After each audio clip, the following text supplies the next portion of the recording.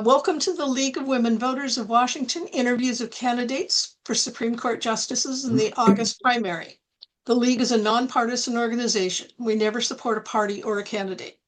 My name is Peggy Watt, and my guest is Todd Bloom, who is running for position 7 on the Washington State Supreme Court. We are asking all the candidates for this office the same 4 questions. Each candidate has up to 90 seconds to answer each question, and the answers are timed. This video of candidate Bloom's responses will remain on our website until after the primary elections on Tuesday, August 4th, 2026. Candidate Bloom, thank you very much for agreeing to this interview and seeking to serve in public office. Our first question, and I guess I should start the timer. Our first question is, what are the benefits of being or not being a judge before running for the state Supreme Court? Well, I have tremendous respect for those who have served as judges and a number of good friends who are judges or retired judges. Judicial experience provides valuable insights into courtroom procedure, managing cases, and writing opinions. At the same time, the Supreme Court has benefited from justices with a variety of legal backgrounds. The court's job is different than that of a trial judge. It requires careful legal analysis, collaboration with colleagues, and thoughtful interpretation of the Constitution and statutes. I've practiced law for over 25 years. I also hold certified public accountant, chartered financial analyst, and certified financial planner licenses and designations. And I've served our country after 9/11 on active duty in the U.S. Navy. And my career has given me a decades of experience analyzing complex legal issues and advocating within our legal system and making difficult decisions that affect people's lives. As a military officer and as a civilian, I've worked as an investigator, and I've also been a FINRA arbitrator for over 20 years and have impartially weighed evidence and applied the law fairly. And I believe those experiences have prepared me to sit on the Supreme Court, the state Supreme Court. Thank you. How would you approach a case in an area of law with which you have no knowledge or experience? Well, no judge is an expert in every area of the law. And so the key is to having a disciplined process. So my approach would be to carefully review the record that's developed in the lower courts, reading the briefs and submitted, studying the applicable statutes and the constitutional provisions, any other binding precedent. And I would listen carefully during oral argument and ask questions designed to clarify the issues before the court. A justice's responsibility is not to rely on personal experience or preconceived opinions, but to faithfully apply the law to the facts before the court. Every case deserves an open mind, careful preparation, and commitment to reaching a legally correct result.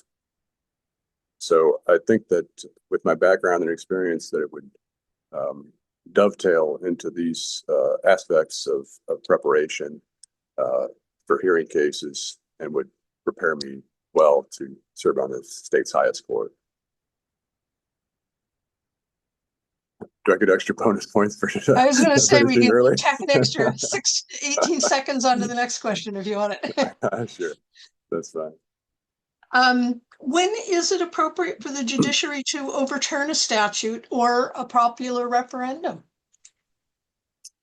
Well, our state has the rules. The legislatures pass laws, and there are rules for determining when it's appropriate to overturn a statute or a referendum. And so, we should respect the decisions that have been made before us, right? The court, when we refer to our court, it's not, the individuals who were necessarily sitting on the court at the time.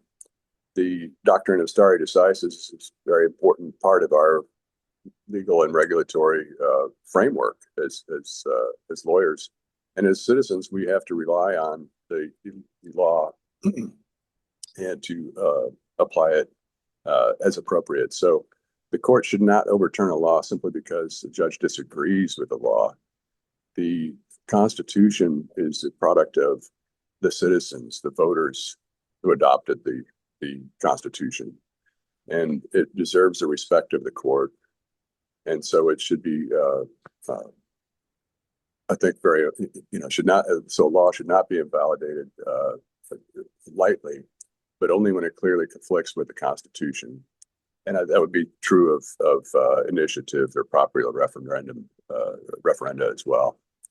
The respect for both the rule of law and the separate roles of the legislative, executive, and judicial branches, I believe, is paramount and very important.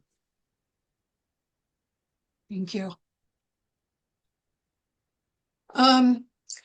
Is there a judge or a justice in history or serving today that you most admire, and why?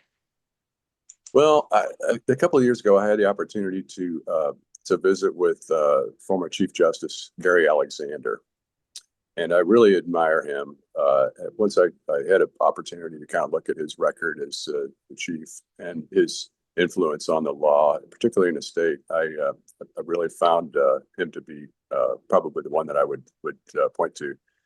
He dedicated decades of his service, not just to the Supreme Court, but to the judiciary at other levels as well in our state court system. And his record of leading the Supreme Court with integrity and professionalism.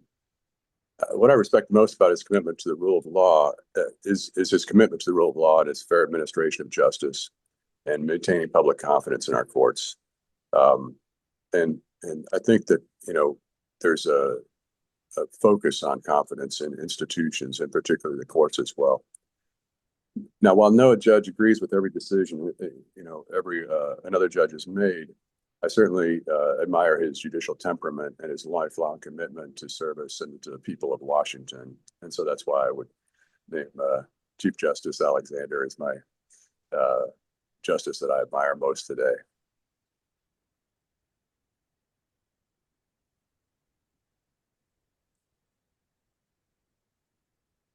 Once again, thank you for giving the public this insight into your views and your values.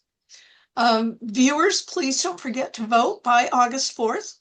You can deposit your ballot in any of the official ballot drop boxes located throughout the state.